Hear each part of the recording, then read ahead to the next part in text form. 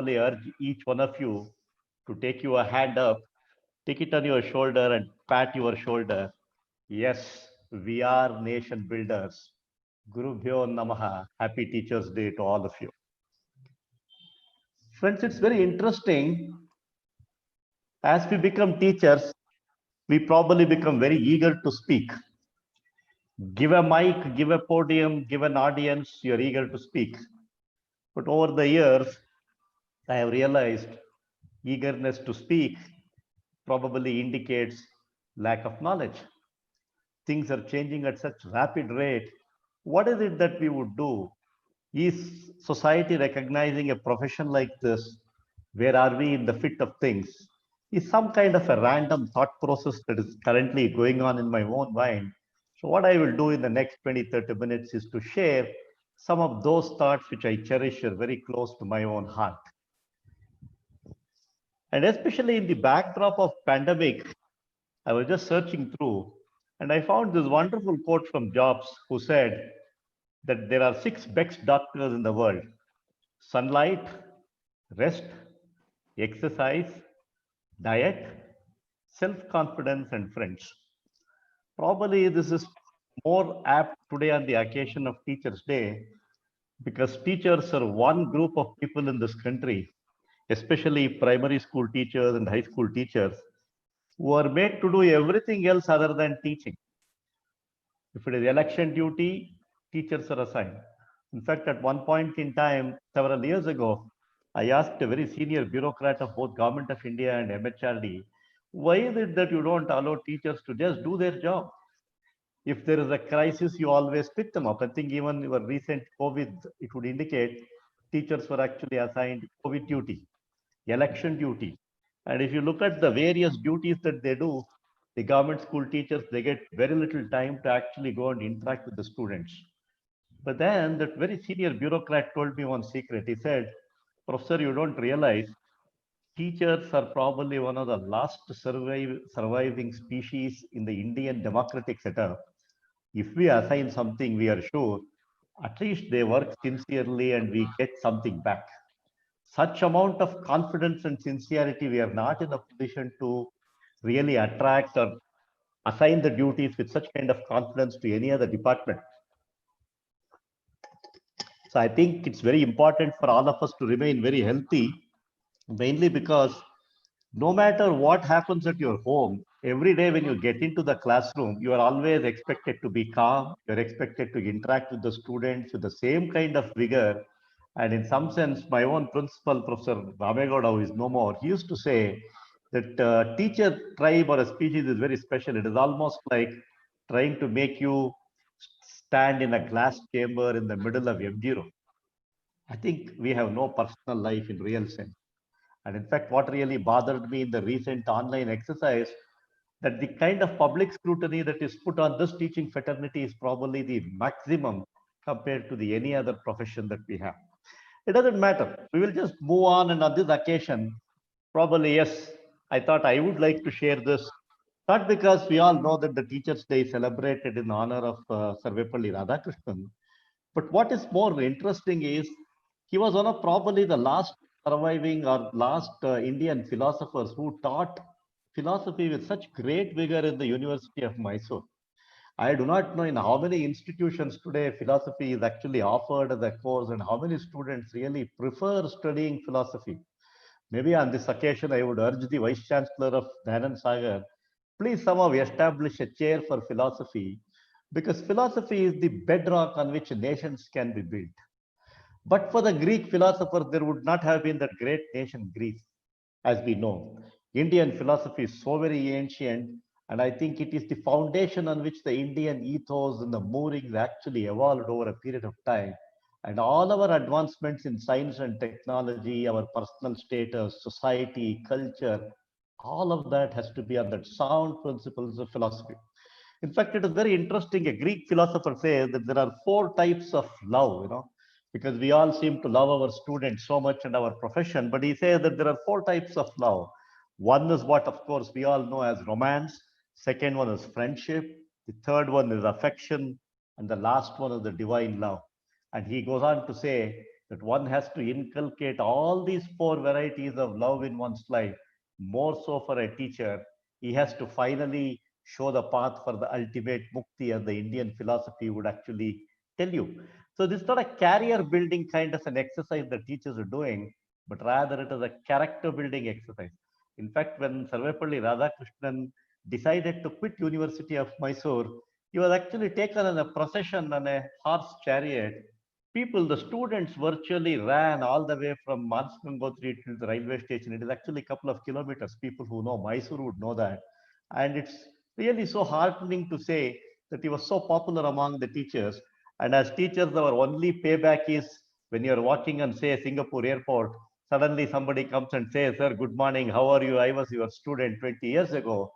That's the only kick that you get. Other than that, that's the greatest satisfaction, because you're going to create the next generation and the history. Now, going on, what I would essentially do in this entire exercise is to take you through some anecdotal, journey, and then later on share some of my own intimate thoughts. I am sure nobody can forget this great man who actually brought science to the center stage, teacher, teaching profession to the center stage, Chandrasekhara Venkatraman, the one of the outstanding physics person that you would have ever found, and he probably gave some amount of respect to the entire Indian scientific community.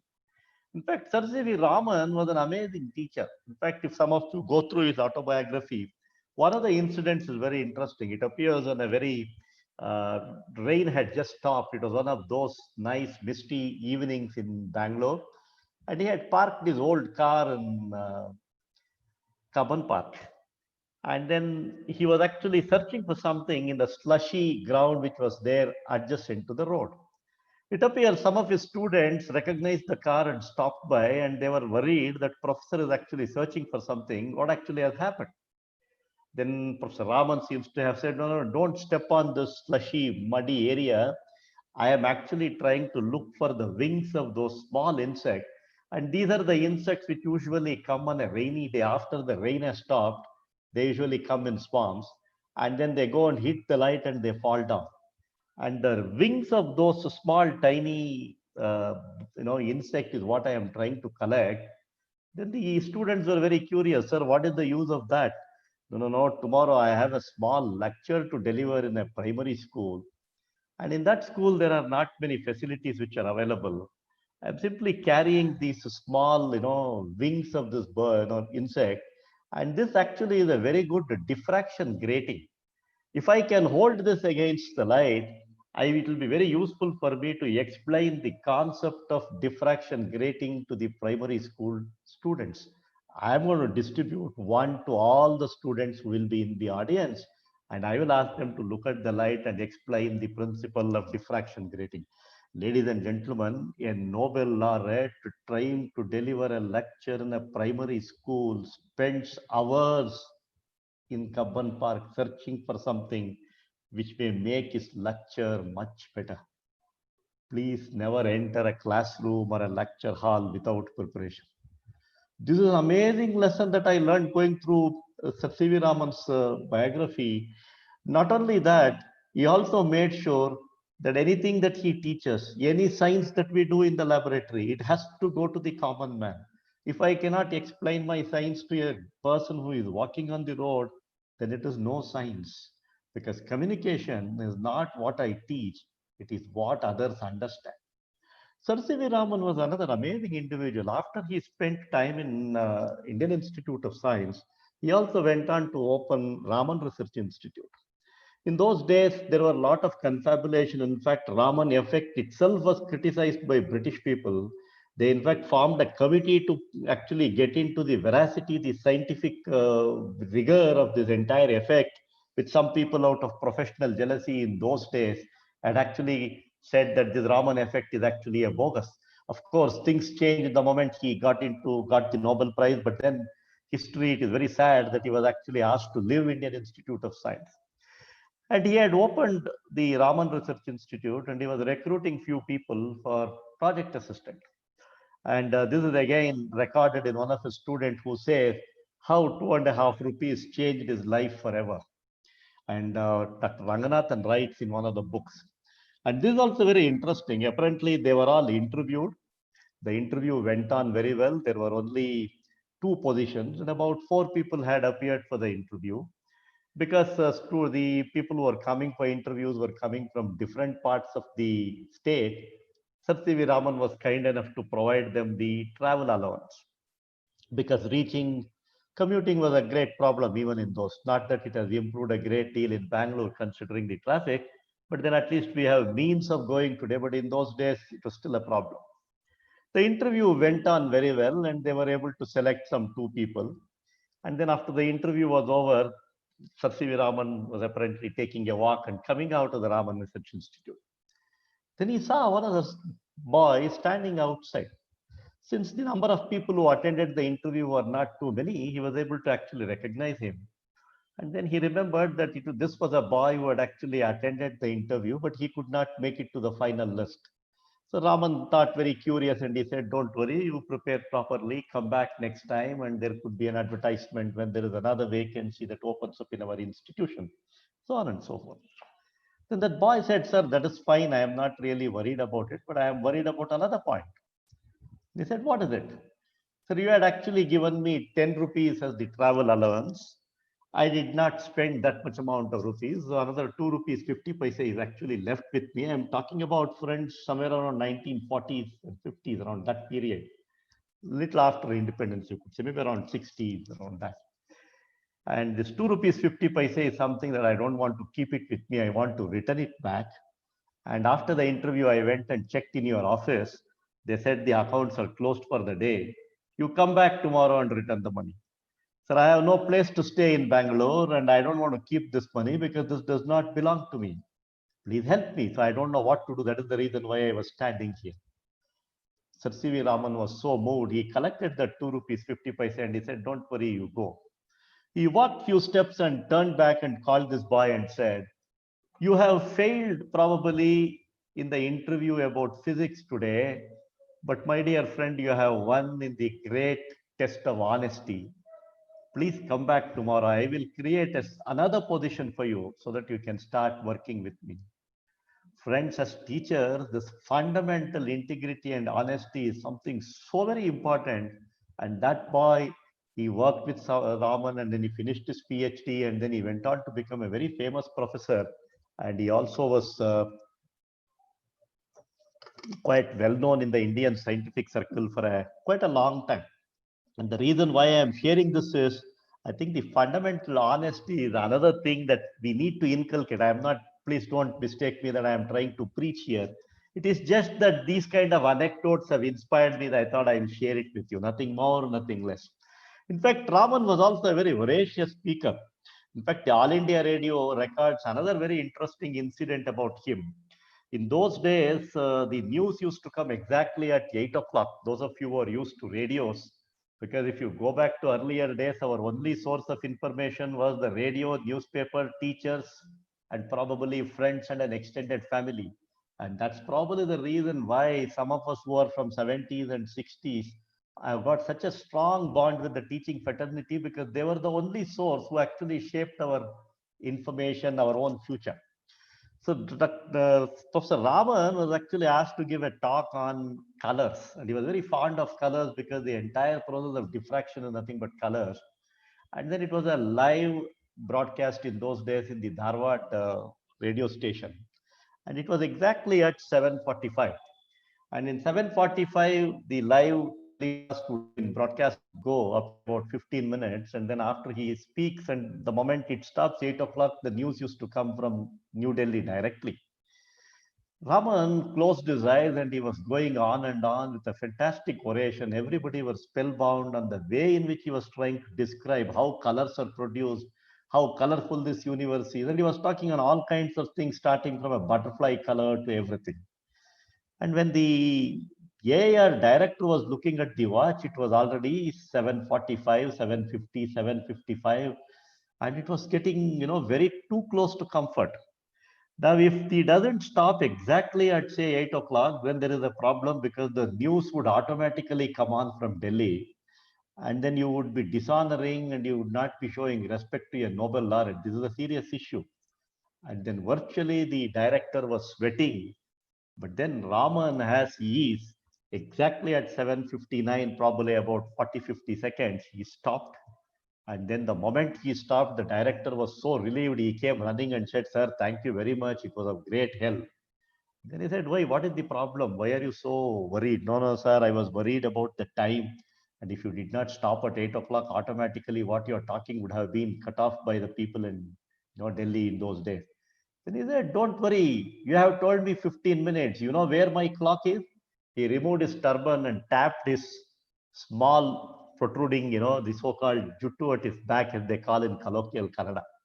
And this is my clock. The moment I say 15 minutes, I actually tap it a couple of times and then put on my turban. I know when to stop. I think as teachers, our time management is something which we have to be extremely careful, not just in lectures, but even in our own interaction.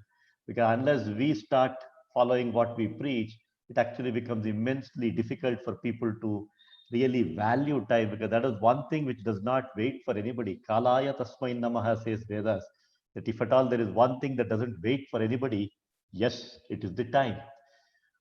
Friends, I am sure that you would have seen this great gentleman who is living a legend in our own campus.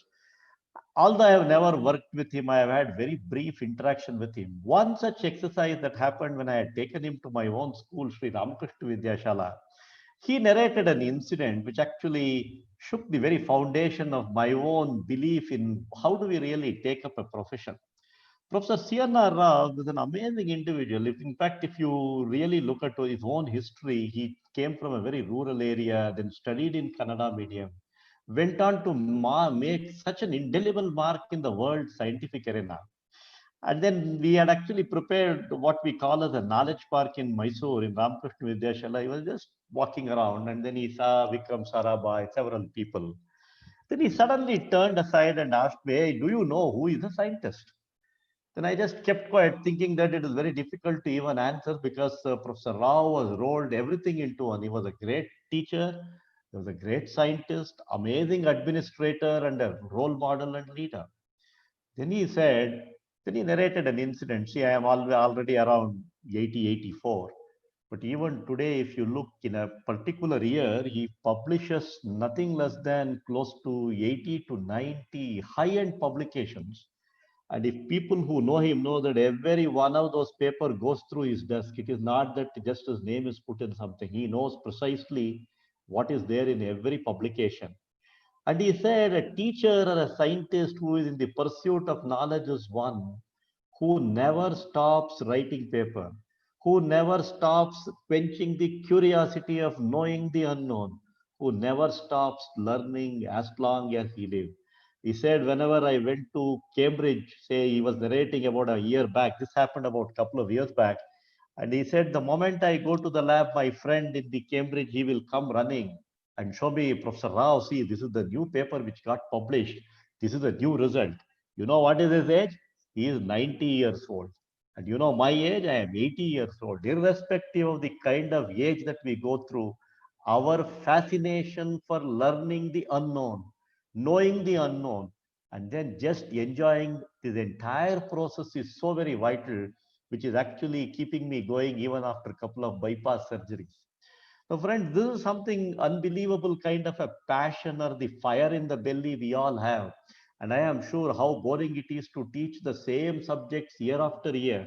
If we have to survive as teachers, unless we start learning every day, in fact, if there is one profession which makes you remain student forever, yes, it is the teaching profession.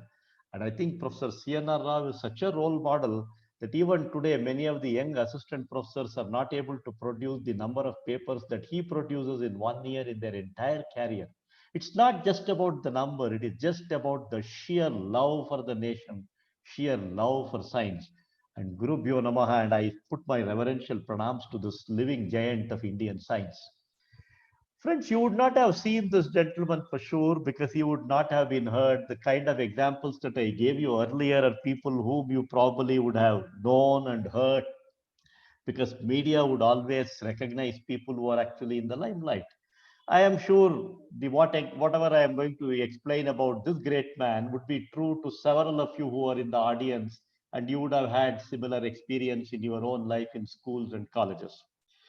The person whom I am showing you here is Professor S.V. Ramaswamy. He was called popularly as SVR, and he was my science teacher in Sri Ramakrishna Vidyashala, Mysore.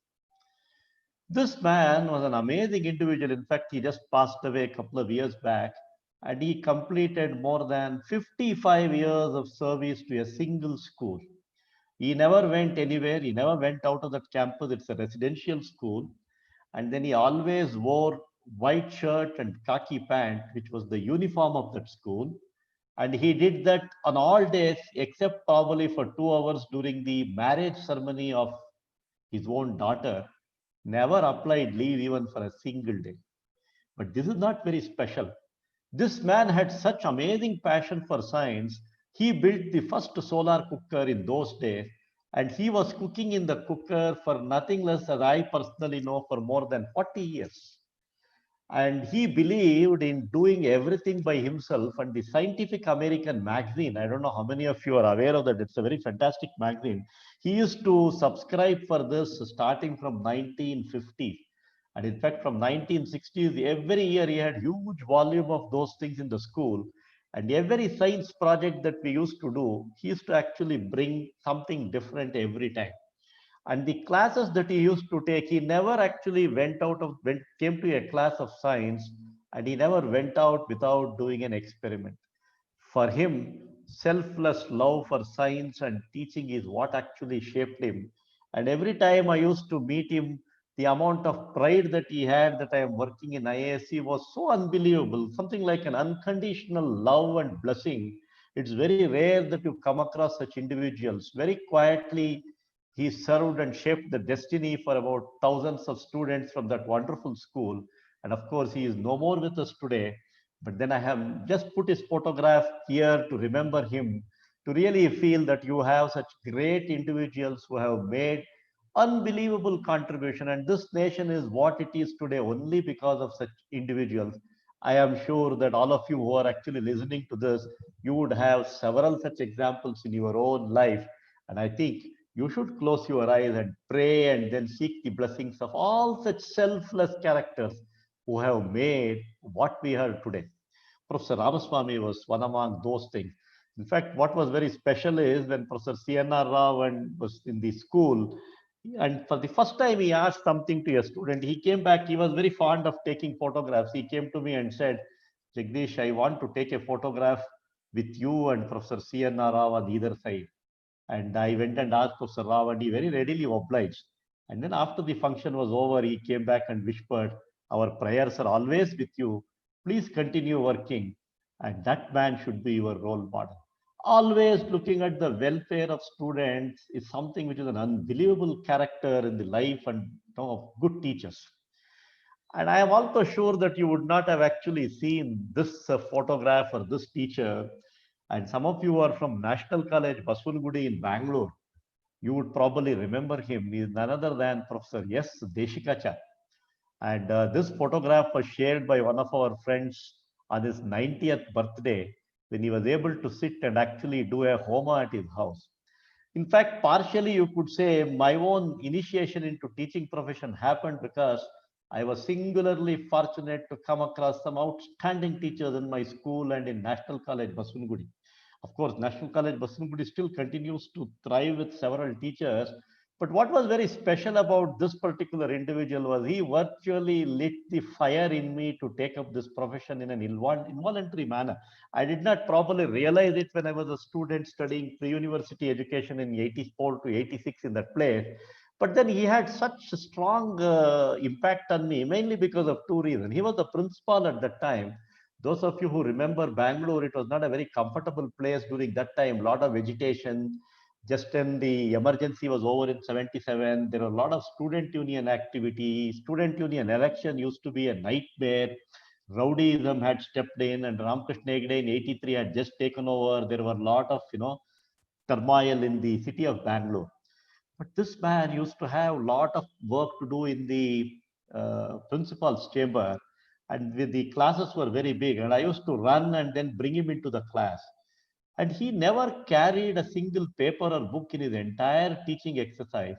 And outside, he used to have so many administrative issues to thrash out. But the moment he entered the classroom, he used to just adjust his cap and start off on physical chemistry.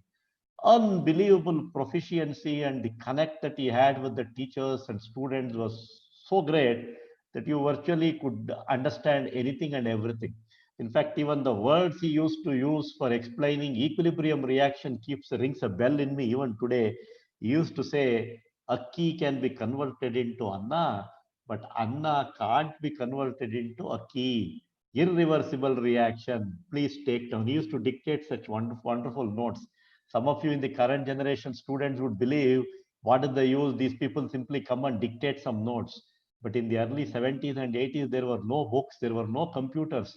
Only that hard knowledge which used to come out of the teacher was the basis on which we used to actually learn.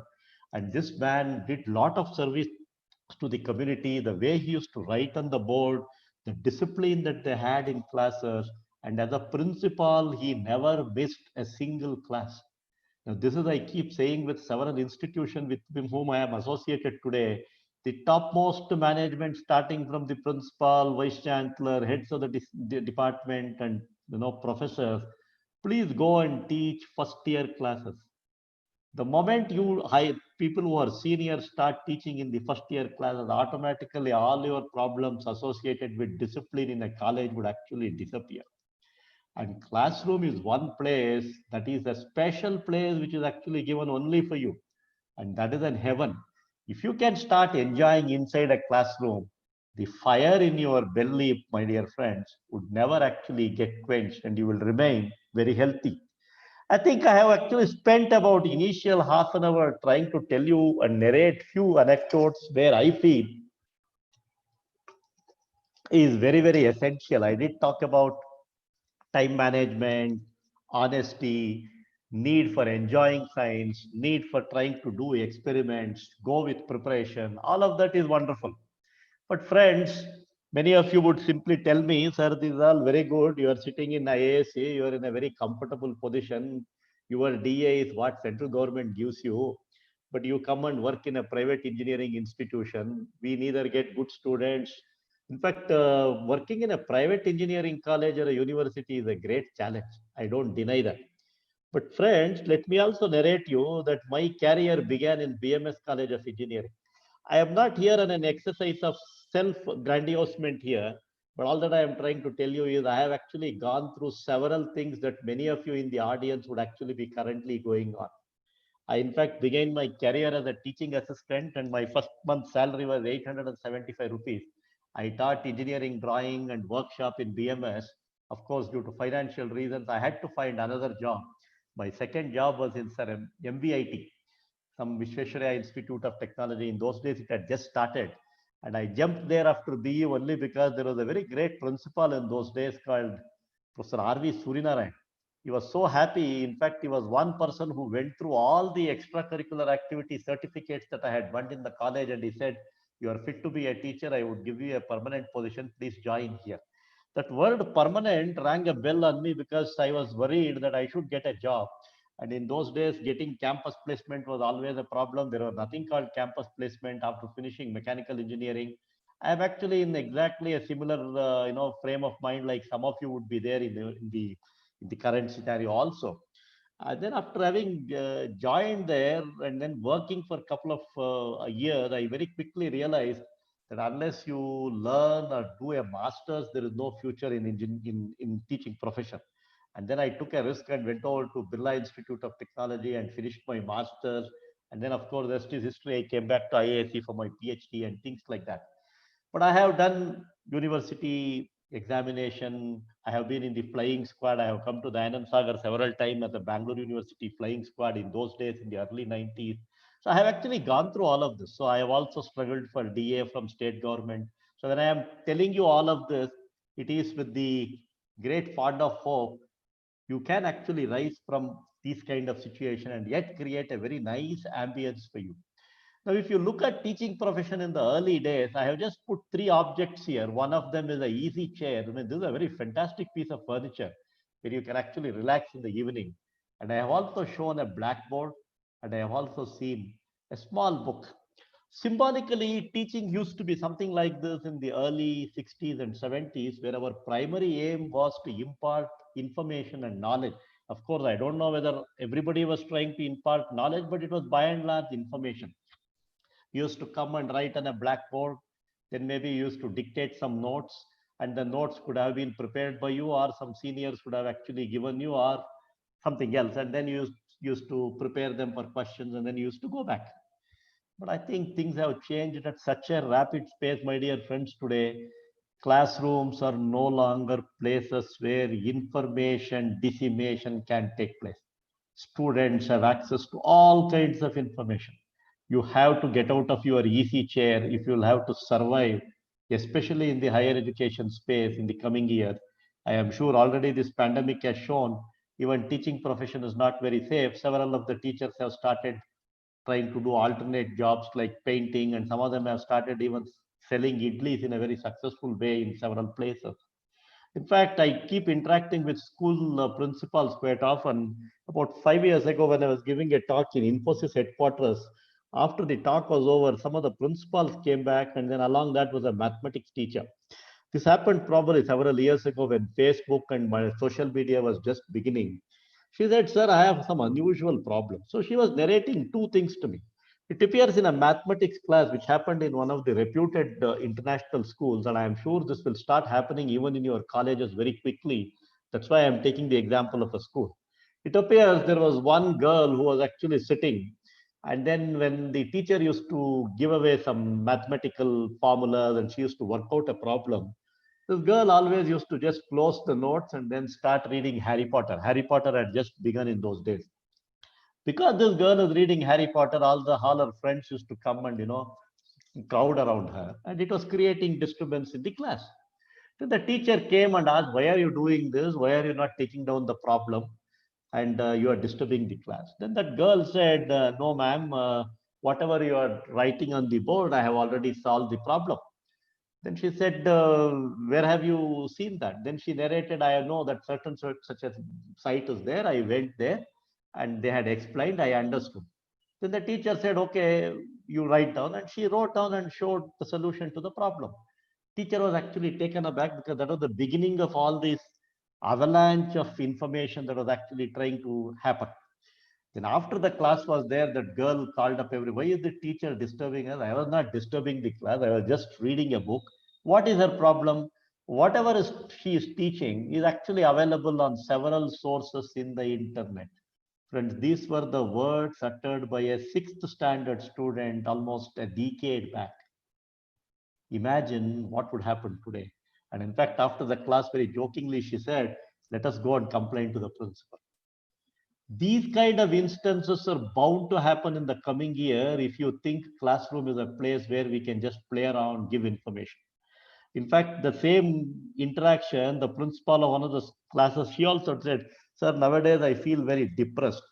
I said, "Why?" "See, usually when my classes are over on my Facebook page, I get about 25 likes. But off late, I am not getting that, and many people are not liking what I am doing." This is very interesting that there is a need, or there is an urge for instant recognition, instant gratification from students. And this several tools which have emerged has actually made our life rather difficult. In fact, if doctors, when they are doing operations, it is not broadcast, telecast live. If somebody goes, stands there constantly watching every bit of his movement, I don't think doctors would be able to work. Whereas for teachers in these online classes, parents have become experts. They have started questioning the language of teachers, which I feel is very sad. As long as you are able to communicate and create a bond, of course, we all have to learn speaking. We all have to evolve every day. There's no stoppage for learning. But then this constant scrutiny on teaching profession is also very difficult. But one of the important paradigms that I see that it is changing is you need to make sure that we have to get out of the comfort zone in terms of getting out of the easy chair. Blackboard and chalk piece are already gone. In fact, I used to have tuitions myself. Engineering, drawing, I used to teach starting from 5:30 in the morning till late in the evening. Probably the tuition was one profession where people became entrepreneurs very early. But today, tuitions are no longer, kind of such sought after. Although These training courses are coming up. The new education policy says that these coaching centers have wreaked havoc. In fact, we believe that IIT coaching centers are teaching students how to eliminate the wrong answer rather than trying to find the path of knowing the right answer. So it's actually going through a big churning process. So just I'm trying to highlight here that things are actually changing at a very rapid rate.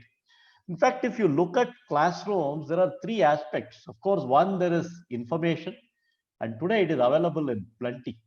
Any source of information, starting from your PowerPoint. In fact, undergraduate classes, if I could suggest, please stop this PowerPoint business. Please go and do more project oriented or have a discussion with them. Maybe you can share your PowerPoint and notes with the students before, so that you don't have to dictate any of that. In fact, in several places, it has become mandatory, including Singapore universities and several universities abroad. And even in India, I'm sure several of them are following.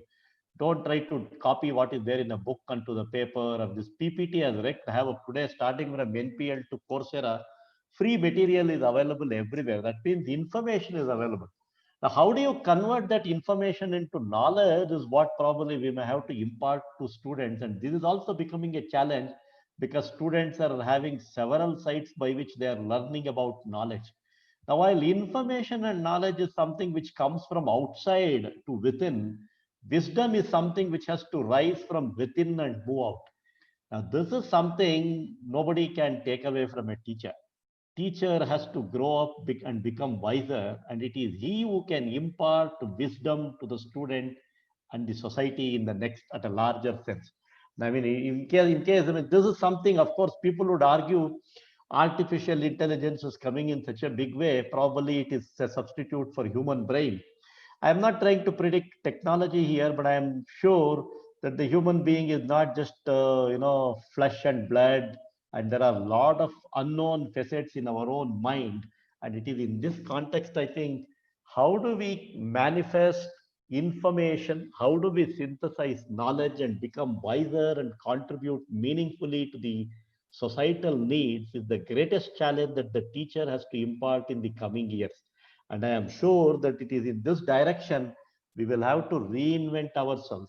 If you go by that, I think probably this is the last slide that I have before I just conclude. I'll just take few minutes to tell you some of the things that are actually happening, especially in the engineering education, which is important for us as teachers. The teacher to me is like a punch bag that you would get in any engineering college, especially in the recent time in private engineering college. It is even more difficult.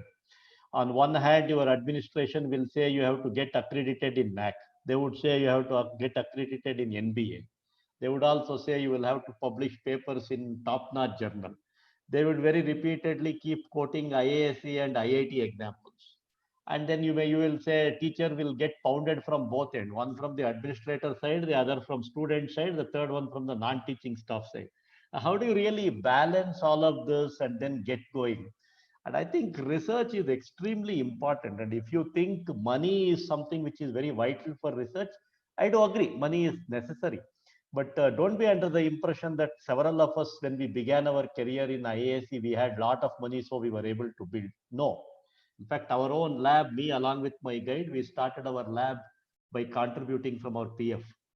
And IASC doesn't give money other than salary. But then we get some outstanding teachers in the form of students there. Our students have been our greatest teachers. They have been able to tell us so many things, and it's probably separates out. So getting good students is going to become extremely challenging for a teacher. So you can always wonder, sir, should I only teach? Should I do research? Should I do what? And I think whatever you do, you should actually enjoy. If you're not enjoying this entire journey, I guess you are in trouble. If, of course, you will have to teach in the classroom, and with good teaching, you will start getting students. Several of students who have attended our classes in courses in IAC, they are the one who have actually come back and then become good students for research.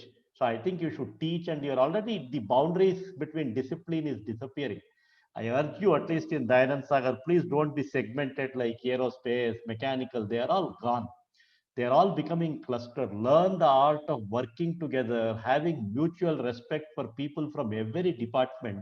especially the fundamental sciences, physics, chemistry, and mathematics. They are so very important for an engineering college. You only use them for examination duty and cultural activities and NAC and other things. Please have more synergy between physics and engineering, mechanical engineering and chemistry. They are all becoming one. So please recognize that in another few years, all these disciplines will disappear. In fact, IIT Gandhinagar doesn't even have department. They call it as cluster already. There are several universities in US where people from different disciplines are put together and they are actually made to work. And there is also a tremendous amount of disruption that is happening because of science and technology. Chalk piece was okay, but today chalk piece is gone. Then came the dustless chalk, color chalk, PowerPoint presentation, projectors, PPTs, and today even that is gone. I don't know what is in store for us in the coming years. And unless you are ready to reinvent yourself and learn with it, I think teaching profession itself is going to become quite a challenging one. But friends, I don't think we will have to worry. You can always put your head up and say, there are only two people in the world that everybody has to go through. One, of course, is a barber shop. The other one is a school. So whether he becomes president or prime minister of a country, he would have been a student somewhere at some point in life. I think this is one of the finest profession that you can ever take. The most noble profession where you create the next society, next generation, and the only feedback for you is the quality of students that you produce. And if they are going to outshine you, and if they do much better than what you did in your own lifetime, I think that is the greatest gift that anybody can get in their life. And I think the landscape is changing, but I am sure that we would reinvent ourselves. I never imagined that one day I will be talking to teachers over web like this, because every teacher's day I've had the fond pleasure of interacting with students, with students and teachers directly, one is to one. Although there is no substitution for physical meeting, I think technology has provided a wonderful avenue for all of us to interact and learn and go together. And I make sure that on this occasion, again, I salute all my teachers reverentially. I bow to them for giving whatever they did in their life. And I am sure that we all will remember that we should never make our teachers bow their head in shame because of whatever problems that we have in our life. Whenever you try to do anything in life, please put this final filter. Will my teacher approve of this decision? My action, will it put him in discomfort? If not, please go ahead and do that. Let me wish all of you a happy Teachers Day and thank Professor Murthy in particular for providing me an opportunity to talk to you. I hope we all will continue to enjoy doing what we are in a much better way, become relevant, and I am sure a society and a nation will prosper only when the teachers are recognized and they take the center stage. And I am sure it is going to happen in the coming years. Thank you very much. Wish you all the very best. Thank you very much, sir. It was an interesting, informative, and motivational talk for all of us. The biography of great teachers you mentioned in the talk have really inspired all of us. We appreciate your hard work and sincerity towards the field of education. Thank you, sir. Ladies and gentlemen, now we move on to the most active session of today's program, that is question and answer. I request the faculty members and other esteemed invitees to now raise your valuable questions to Professor Jagdish sir, if any. Please turn on your mic and speak. I request you to keep your question precise and short.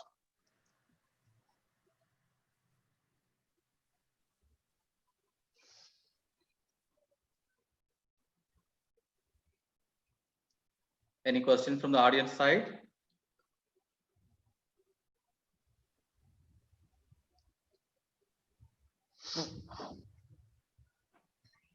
Please turn on your mic and speak.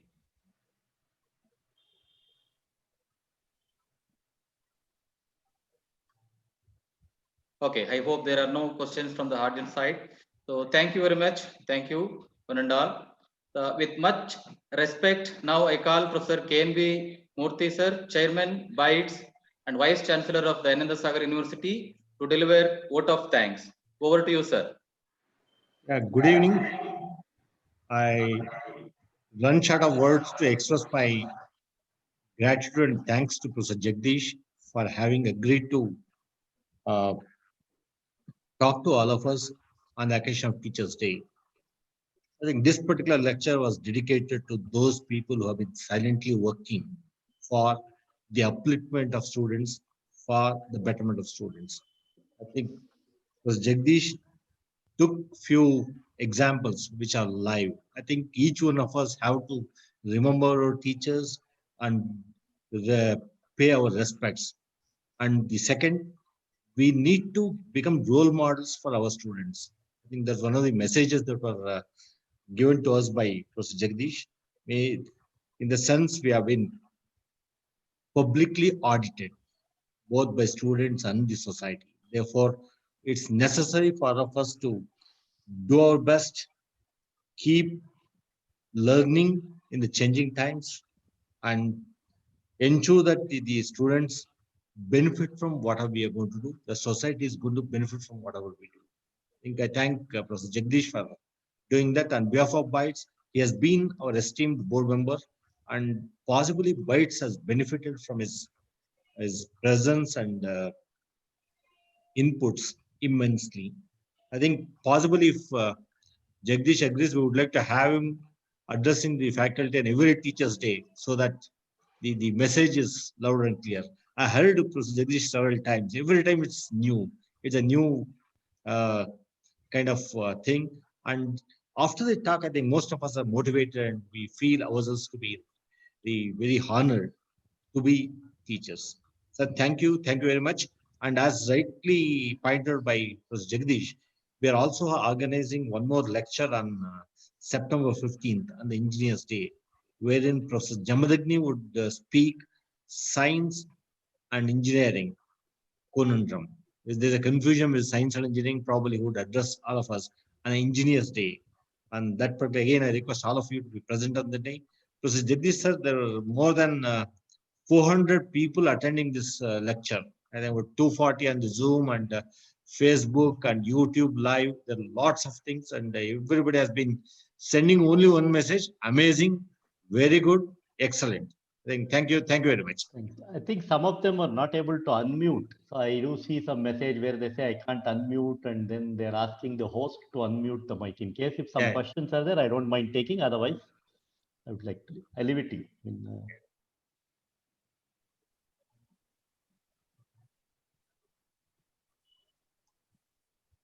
Sir, I have given the option of unmuting for the participants. If there are any questions, sorry, because of that settings. If there are any questions, sir would like to take them. Hello, sir. Namaste, sir. Dr. Lakshmikant here. Sir, yes, sir. Sir, namaste. It was amazing, sir. Amazing, mind blowing. Because it is every teacher should have listened to your words. Your words are something like it has to be written in gold. In fact, today we have, in fact, I'm the principal of Campus 2, Dayanand Sagar Academy of Technology and Management. We have the Teachers' Day celebration now starting at 10:30. And Dr. Srinivasan, the principal of BMS College, he is the chief guest. And our secretary, Sri Galiswamy, is also the guest of honor. In fact, with your kind permission, I'll be repeating some of the words what you uttered here to our teachers. With your kind permission. Namaste, sir.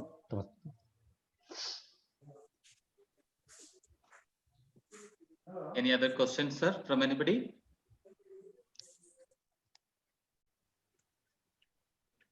Good morning, sir. This is Ram Rustagi from KSIT. Good morning, yes, sir. Ram. Yeah. One question. I'm part of VTU college affiliation. And anytime I try to teach any subject out of the syllabus, I see a kind of stiff resistance from the student. It is not in the syllabus. Why are you teaching us?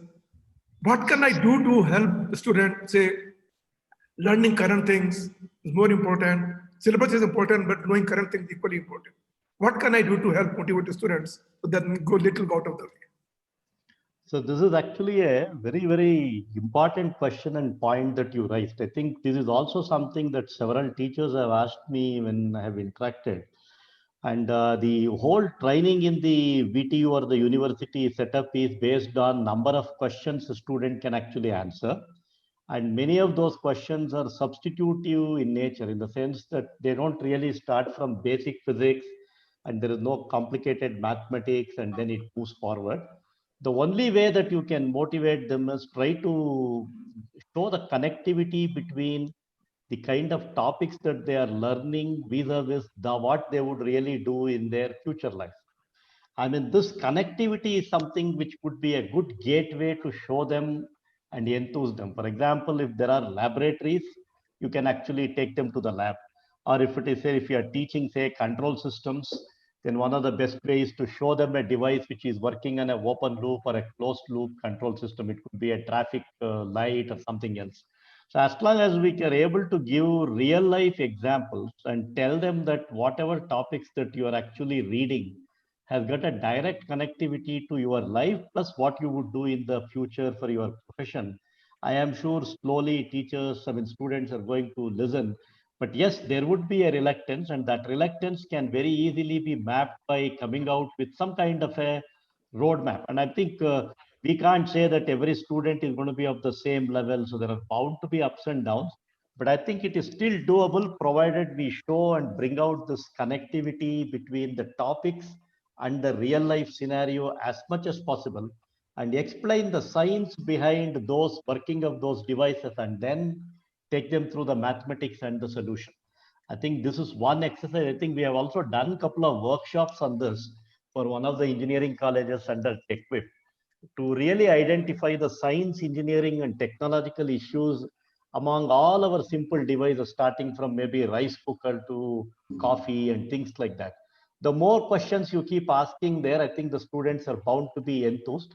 But of course, at the end of the day, you also have to have a judicious mix of how they can answer the previous the questions in the previous question paper. I mean, that's going to be there, but I think it is still doable. The only way to do that is by way of showing them laboratories, live examples, asking them to do some mini projects. So this calls for a lot of efforts on the part of teachers because your numbers are very large, I understand, but I personally believe that it is still doable. Hi, Professor Jagdish, Jamadagni here. Great Sir, talk. namaskara. Great talk. I just want to add to what you said, Ram. Ram, I know. I hope I can call you Professor Ram. No, you can call me anything, sir. The thing is, I think what Professor Jagdish said is, I think, very true. You should show the connections. But I would tell you another point you just keep in mind. In a large class, there is going to be a certain number of people, a certain percentage, who will always be interested in learning beyond the road. And I think if you inspire them and if they do that, I think you would have done your job.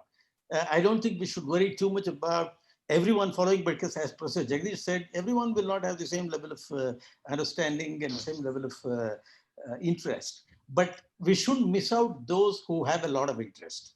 We shouldn't miss out those who will get sparked, who will get ignited by something that you teach. And I think as long as that you get, let's say once in 2 years even, I think you are done. Thank you. I think that's a very important point Jamadagni made, sir, because I just remember Nobel laureate Chandrasekhar. Chandrasekhar was teaching in California. I used to go almost a couple of hours every day to teach to just 2 students because he found them to be much better than others. And eventually those 2 actually won Nobel Prize. We never know who are those students in the lab who would really be interested. And even if it is 1 among 1,000, I think we should try to encourage them. Thank you, sir. Excellent. Sir, good morning, sir. Dr. Prakash here, Principal of Dayanand Sagar College of Engineering. Good morning, sir. Thank you very much for your excellent motivational talk. In fact, a lot of our students voluntarily have joined today for this webinar. And I have a question from one of my students who has sent me to ask this question on his behalf. His name is Anish Mishra. He is asking a question: how can we move our focus from examination-based performance to outcome-based performance? Yeah, that is also a good challenge actually in the coming years. The only way that you can do is learn to learn and also learn to unlearn. And the moment we start asking questions like why not, how, and develop the curiosity to understand the nature around us, I don't think we will start inculcating any interest in the subjects that we study. So the only one of the ways by which you can do this is try to spend as much time as possible with nature.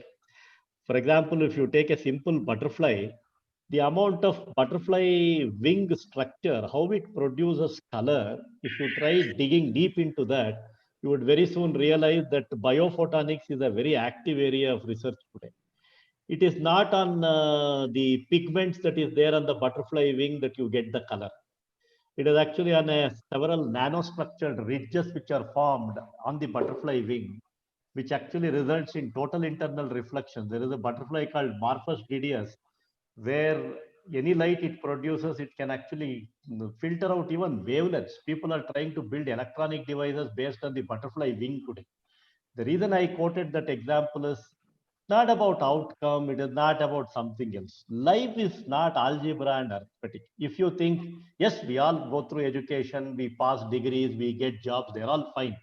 But beyond that, life is all about enjoyment, fulfillment, and living life in its full zest. And that is possible if we can create that curiosity to learn, create that curiosity and go and satisfy that curiosity. And the only satisfaction that we get is when you find answers to our question. So science in its simplest definition is all about asking the question and finding answers to that question why.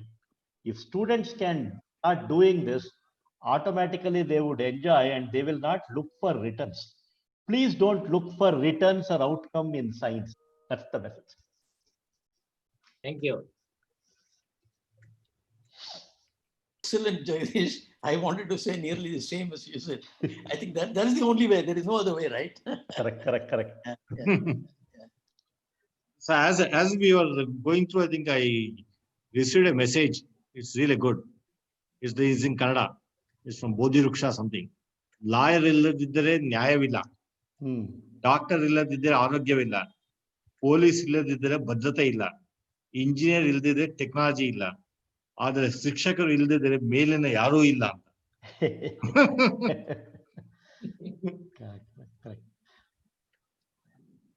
In fact, freedom struggle time alli Bal Gangadharnath Tilak 1920 World War I time alli I'm sure I hope I can talk in Kannada. I guess. Yes, please.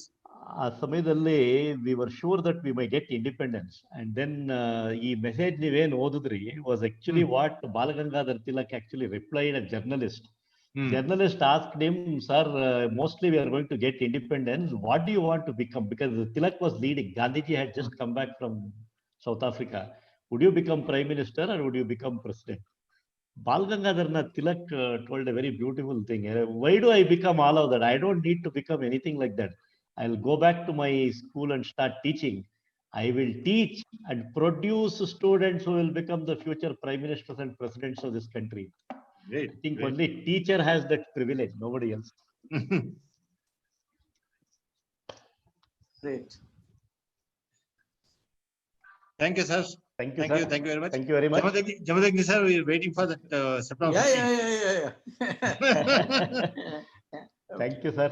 Thank Yeah, you. thank you. Thank you very much. Thank you, sir. Namaskara. Namaste. Thank you, sir. Thank you, one and all. It's a very good session. Thank you, sir. Now we have come to the end of the program. Thank you all, ladies and gentlemen, for joining us. We hope you had a great time. I wish you all happiness, peace, health, and success. Thank you. With a request to come on 15th. All the participants, there is one more talk on 15th of this month at 9:30. Where we will get the details circulated. Please circulate it amongst your contacts also. Let us have one more interesting session like this from Professor Jamadagni. Thank you one and all for participating for today's webinar. Thank you. CPS sir, could I leave the meeting? No, Yes, sir. Meeting has come to an end. Yeah. Okay. Right. Thank you. Huh?